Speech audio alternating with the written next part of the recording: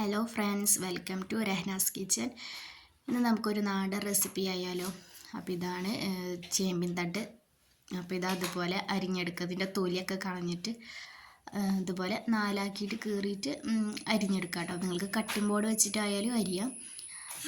പിന്നെ ഇത് കഴുകിയിട്ട് അരിയണതായിരിക്കും നല്ലത്. അല്ലെങ്കിൽ ഉപ്പേരി വെക്കുമ്പോൾ ചട്ടിയിൽ ഇങ്ങനെ വെള്ളം ഇങ്ങനെ ഊർന്ന് വന്നുകൊണ്ടിരിക്കും കേട്ടോ. അപ്പോൾ ഇത് അതാണ് കഴുകി വെച്ചിട്ടുണ്ട്.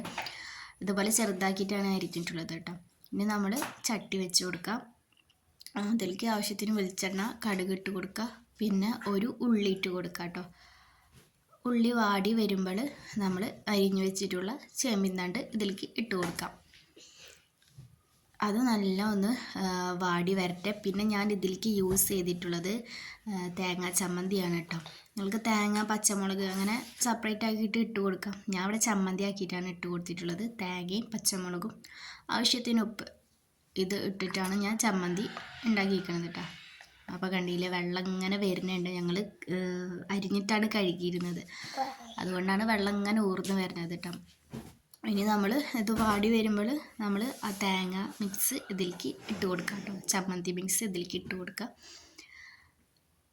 കണ്ടില്ല, അപ്പോൾ നിങ്ങൾ കരിവേപ്പില അതൊക്കെ ഇട്ട് കൊടുക്കുക കേട്ടോ. ഞങ്ങളുടെ കയ്യിൽ അത് ഉണ്ടായിരുന്നില്ല, അപ്പോൾ ഇട്ട് കൊടുത്തിട്ടില്ല. പിന്നെ ഈ വീഡിയോ ഇഷ്ടപ്പെട്ടാൽ നിങ്ങളും ട്രൈ ചെയ്ത് നോക്കണം. നല്ലൊരു റെസിപ്പിയാണ്, നല്ല ടേസ്റ്റാണ്.